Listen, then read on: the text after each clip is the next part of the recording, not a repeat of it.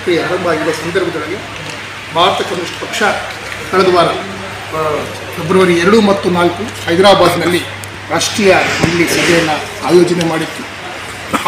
ಆ ಸಭೆಯಲ್ಲಿ ಮುಂಬರುವ ಚುನಾವಣೆಗಳ ಬಗ್ಗೆ ಸ್ಪಷ್ಟವಾದಂಥ ನಿಲುವುಗಳನ್ನ ತಗೊಳ್ಳೋ ಬಗ್ಗೆ ಹಲವಾರು ನಿರ್ಣಯಗಳನ್ನು ಕಮ್ಯುನಿಸ್ಟ್ ಪಾರ್ಟಿ ತೆಗೆದುಕೊಂಡಿದೆ. ಅದರ ಪ್ರಕಾರ ಕಮ್ಯುನಿಸ್ಟ್ ಪಾರ್ಟಿ ಮುಂಬರುವ ಚುನಾವಣೆಗಳಲ್ಲಿ ನಾವು ಸ್ಪರ್ಧೆ ಮಾಡ್ತಕ್ಕಂಥ ಕ್ಷೇತ್ರಗಳನ್ನು ಗುರುತು ಮಾಡಿ ನಮಗೆ ಅಂತಿಮವಾಗಿ ಹೆಸರುಗಳನ್ನು ಕಳಿಸ್ಕೊಡಿ ಅಂತಕ್ಕಂಥ ನಿರ್ಣಯವನ್ನು ನಮ್ಮ ರಾಷ್ಟ್ರೀಯ ಮಂಡಳಿ ತೆಗೆದುಕೊಂಡಿದೆ. ಅದಕ್ಕೆ ಪೂರಕವಾಗಿ ನಾವು ಕೂಡ ರಾಜ್ಯಗಳಲ್ಲಿ ರಾಜ್ಯ ಮಂಡಳಿಯ ಸಭೆಗಳನ್ನ ಮಾಡಿಕೊಂಡು ಅಲ್ಲಿ ರಾಜ್ಯದ ಎಲ್ಲ ಜಿಲ್ಲೆಗಳ ಒಪಿನಿಯನ್ ತಗೊಂಡು ನಾವು ಈ ಚುನಾವಣೆ ಸಂದರ್ಭದಲ್ಲಿ ನಮ್ಮ ರಾಜಕೀಯ ನಿಲುವು ತಗೋಬೇಕಾಗಿದೆ. ಆ ಹಿನ್ನೆಲೆಯಲ್ಲಿ ಕರ್ನಾಟಕ ರಾಜ್ಯದ ಚುನಾವಣೆಗೆ ಸಂಬಂಧಪಟ್ಟಂಗೆ, ಕರ್ನಾಟಕದಲ್ಲಿರ್ತಕ್ಕಂತಹ ಲೋಕಸಭಾ ಚುನಾವಣೆಗೆ ಸಂಬಂಧಪಟ್ಟಂಗೆ ನಾವು ಕೂಡ ಎಲ್ಲೆಲ್ಲಿ ಸ್ಪರ್ಧೆ ಮಾಡ್ಬೋದು ಅಂತಕ್ಕಂಥ ಸಾಧ್ಯತೆಗಳನ್ನ ಗುರುತು ಮಾಡಿ ಹೆಸರನ್ನು ಕಳಿಸಬೇಕಾಗಿದೆ. ಈ 2 ದಿನಗಳ ಕಾಲ ನಾವು ಗಂಭೀರವಾಗಿ ಅದರ ಬಗ್ಗೆ ಚರ್ಚೆ ಮಾಡಿ ನಮ್ಮ ಶಕ್ತಿ ಸಾಮರ್ಥ್ಯ, ನಮ್ಮ ಚುನಾವಣೆ ಎದುರಿಸುವಂಥ ಶಕ್ತಿ ಇರತಕ್ಕಂಥ ಜಿಲ್ಲೆಗಳ ಬಗ್ಗೆ ವಿಶೇಷವಾಗಿ ಅಧ್ಯಯನ ಮಾಡಿ, ಹಿಂದೆ ನಾವು ಎಲ್ಲೆಲ್ಲಿ ಸ್ಪರ್ಧೆ ಮಾಡ್ತಿದ್ವಿ ಅಲ್ಲಿ ನಮ್ಮ ಚುನಾವಣೆ ಏಳು ಬೀಳು ಇವನ್ನೆಲ್ಲವೂ ವಿಮರ್ಶೆ ಮಾಡಿ 2 ಕ್ಷೇತ್ರಗಳಲ್ಲಿ ನಾವು ಹೆಸರನ್ನು ಸ್ಪರ್ಧೆ ಅಂದರೆ 2 ಕ್ಷೇತ್ರಗಳನ್ನು ಗುರುತು ಮಾಡಿದ್ವಿ. ಅದು ಮೊದಲನೇದು ತುಮಕೂರು. ಇದನ್ನು ಹಿಂದಿನ ಚುನಾವಣೆ ನಾವಿಲ್ಲಿ ಸ್ಪರ್ಧೆ ಮಾಡಿದ್ದು ತಮ್ಮೆಲ್ಲರಿಗೂ ಗೊತ್ತಿದೆ. ಹಾಗೆಯೇ ಮತ್ತು ಸಾಧ್ಯತೆ ಇದ್ದು ಹೆಚ್ಚು ಕಾರ್ಯಕರ್ತರು ಇನ್ನೊಂದು ಓಡಾಡೋಕ್ಕೆ ಸಾಧ್ಯತೆ ಇರ್ತಕ್ಕಂಥ ಕ್ಷೇತ್ರ ಬಳ್ಳಾರಿ.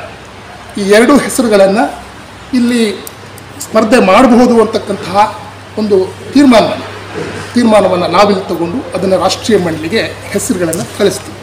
ಆದರೆ ಅಂತಿಮವಾಗಿ ಚುನಾವಣೆಯಲ್ಲಿ ಸ್ಪರ್ಧೆ ಇಂತಿಂಥ ಕ್ಷೇತ್ರದಲ್ಲಿ ಮಾಡಬೇಕು ಅಂತಕ್ಕಂಥ ತೀರ್ಮಾನವನ್ನು ಕಮ್ಯುನಿಸ್ಟ್ ಪಾರ್ಟಿಯ ನಮ್ಮ ನಿಯಮಾವಳಿಗಳ ಪ್ರಕಾರ ರಾಷ್ಟ್ರೀಯ ಕಾರ್ಯದರ್ಶಿ ಮಂಡಳಿ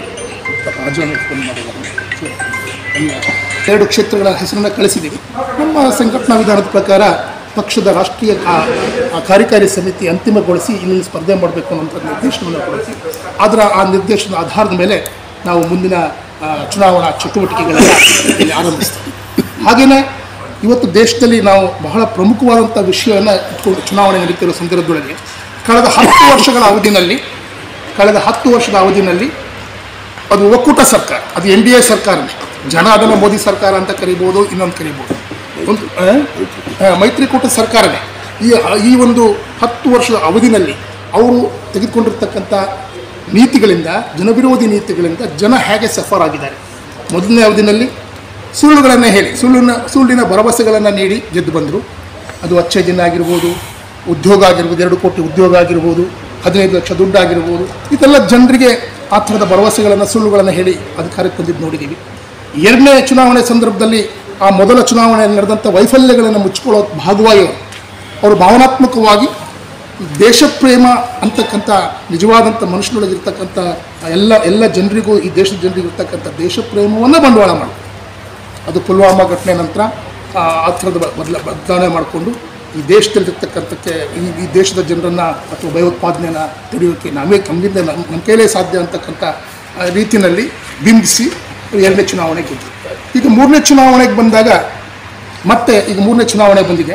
ಈ ಸಂದರ್ಭದಲ್ಲಿ ನಾವೆಲ್ಲರೂ ಗಮನಿಸಿದ್ವಿ, ಧಾರ್ಮಿಕ ನಂಬಿಕೆಗಳನ್ನು ಬಳಸ್ಕೊಂಡು ಮೊದಲು ಸುಳ್ಳಿನ ಭರವಸೆ, 2ನೇದು ಭಾವನಾತ್ಮಕವಾಗಿ ದೇಶಪ್ರೇಮದ ಹೆಸರಲ್ಲಿ ತಗೊಂಡ್ರು. ಈಗ ಧಾರ್ಮಿಕ ಭಾವನೆಗಳನ್ನು ಕೆರಳಿಸೋದ್ರ ಮುಖಾಂತರವಾಗಿ ಚುನಾವಣೆಯನ್ನು ಗೆಲ್ಲಬೇಕು ಅಂತಕ್ಕಂಥ ತಂತ್ರಗಾರಿಕೆಯನ್ನು ಇವತ್ತಿನ BJP ಸರ್ಕಾರ ಮಾಡ್ತಾರೆ.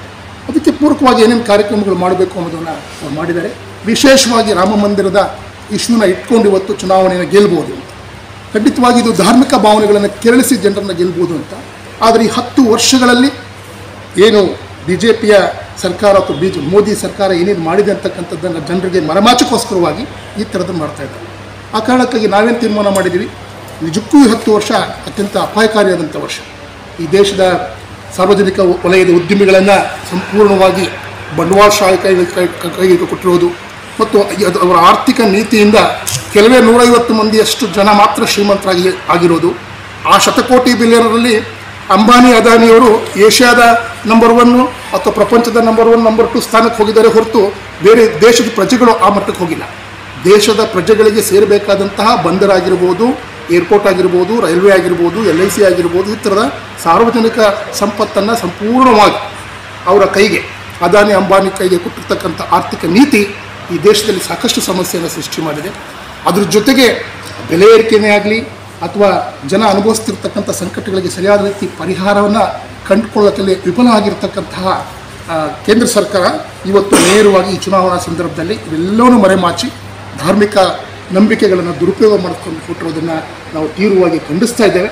ಅಕಾರಣಕ್ಕಾಗಿ BJP ಅಂತ ಪಕ್ಷ ಮುಂದಿನ ಅಧಿಕಾರದಲ್ಲಿ ಮತ್ತೆ ಬಂದರೆ ಮತ್ತಷ್ಟು ಈ ದೇಶದ ಸಂಪತ್ತು ಸಂಪೂರ್ಣವಾಗಿ ಬಂಡವಾಳಶಾಹಿ ಕೈಗೆ ಹೋಗಿ ಜನ ಬಿಕಾರಿಯಾಗೋದನ್ನು ತಪ್ಪಿಸಬೇಕು ಅಂತಂದರೆ ಈ ದೇಶದ ಜನರ ಮುಂದೆ ಇರ್ತಕ್ಕಂಥ ಒಂದು ಏಕೈಕ ಒಂದು ಆಯ್ಕೆ ಅಂತಂದರೆ ಮುಂದಿನ ಚುನಾವಣೆಯಲ್ಲಿ BJPನ ಸೋಲಿಸಬೇಕು.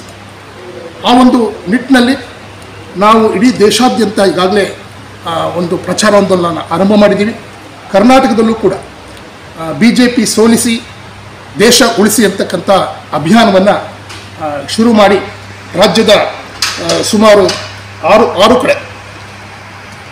ಆರು ಕಡೆ ಅದನ್ನು ಸಮಾವೇಶಗಳನ್ನ ಮಾಡೋದ್ರ ಮುಖಾಂತರವಾಗಿ ಏತಕ್ಕಾಗಿ BJP ಸೋಲಿಸಬೇಕು ಅಂತ ನಾವು ವೈಯಕ್ತಿಕವಾದಂಥ ಸೈದ್ಧಾಂತಿಕ ಪ್ರಶ್ನೆ ಅಲ್ಲ, ಅದು ಬೇರೆ ಇದೆ. ಅವರು 10 ವರ್ಷಗಳಲ್ಲಿ ಏನೇನು ಮಾಡಿದ್ದಾರೆ ಜನವಿರೋಧಿ ನೀತಿಗಳನ್ನು 1, 2, 3, 4